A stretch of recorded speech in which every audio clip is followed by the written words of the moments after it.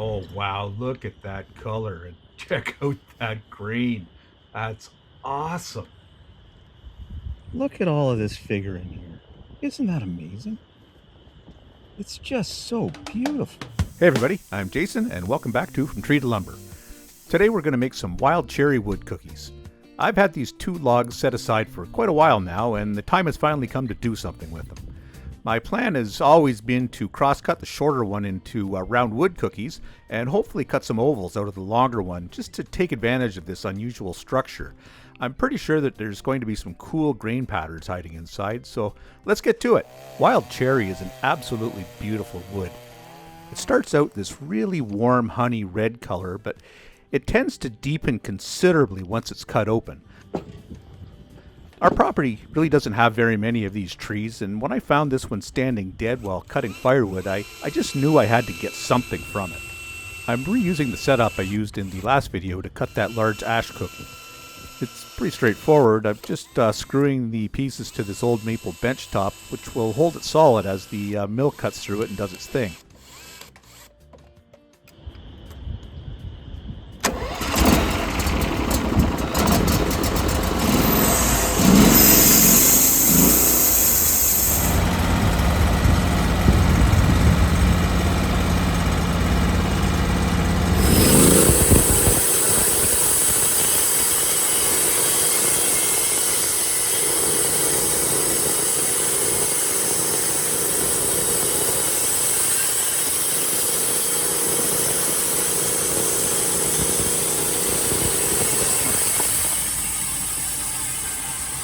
The first cut went pretty smoothly, but I still have to go down a few more inches to get past these end checks.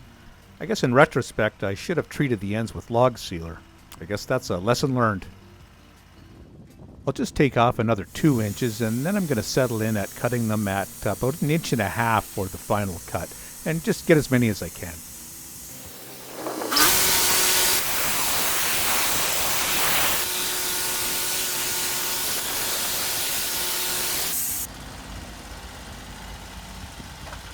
Next on my list is the ovals. I'd like the first set to be about 16 inches long, so I've got to cut the log at the correct angle so it'll mount on the sawmill properly. Alright, I have to admit, this setup looks pretty sketchy, so I'm going to go pretty heavy on the screws. But hey, nothing ventured, nothing gained, right?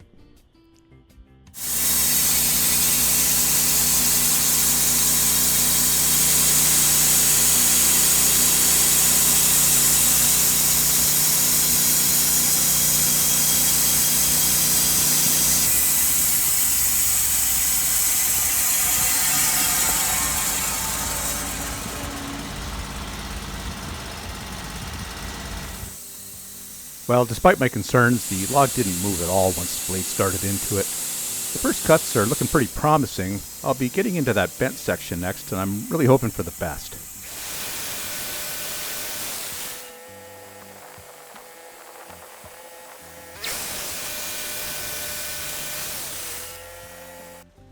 I've only cut a few cherry logs, and I've noticed that they seem prone to rotting in the center, especially around the branching areas. Now, I used to think this was a defect, but I've since found that it's just part of it and they kind of contribute to the piece's character. At least that's what I keep telling myself. Look at the color, look at that green. Wow. My gut feeling is that these will clean up nicely once they're fully dried. The rot was really only an issue in a few of the pieces.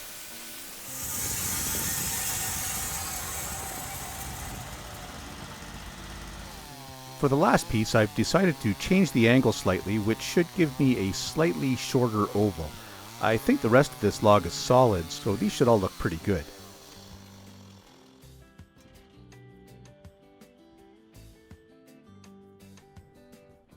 Yeah, I know. Sketchy. Very, very sketchy.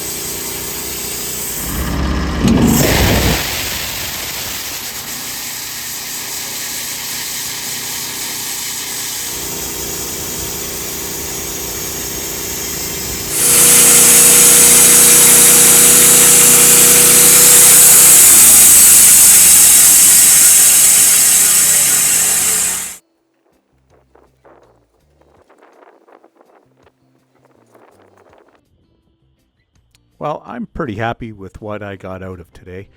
I'll take these down to the basement and let them air dry for a while. There's definitely a lot of potential here. I'll probably just keep one or two for myself and then sell the rest of them. More than anything, I'm just happy that an interesting tree avoided the fireplace. Okay, it's the next day. I've taken a couple of the cutoffs from underneath the saw, and I've sanded them down to about 220. The wood's a little bit wet yet, so they didn't sand great, but they'll be good enough for this demonstration. You can tell that all kinds of stuff going on here. I've got this kind of long oval, and I've got the round cookie here. So I'm just going to take a little bit of boiled linseed oil and dump it on here and just rub it in. Let me show you why I love wild cherries so much. It's just beautiful. It's just got all of this amazing color, and it just looks so alive, you know?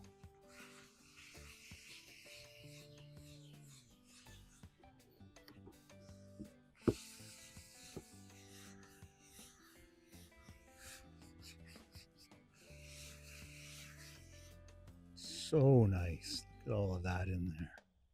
Let me show you this part over here. This is something I just love this about cherry. It's just so amazing. Let me zoom in. Look at all of this figure in here. Isn't that amazing? It's just so beautiful. I don't know if they're rays or just what exactly is going on there, but if you can get a really nice finish on this stuff, you get this amazing pattern, and I just love it. Like I say, this was sanded with 220 while it was wet, so it's not maybe the greatest, but it's still unbelievable, huh? Look at it over here. There's another piece. Look at that. Just love it. Here we are in the cookie. It's really soaked it in. Even though it's wet, it's still soaking in the oil.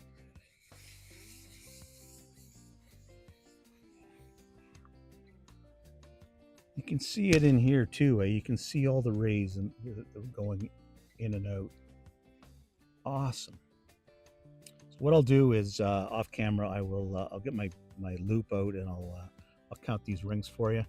I think that'll be part of all my cookie cuts from now on, is doing a ring count. It's kind of fun. Takes me back to being a kid.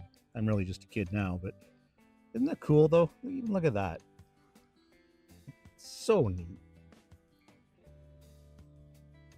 Such a beautiful little piece of wood. Very happy. Anyway, thank you very much for watching. I greatly appreciate it. I will continue with this kind of thing, small pieces on the mill, until I can move some bigger stuff. I am looking to recruit some help, so maybe, just maybe, I'll be able to get a little bit more done on that sawmill shed, but I can't promise that right now. There's a lot depending on it. So there you go. Catch you next week.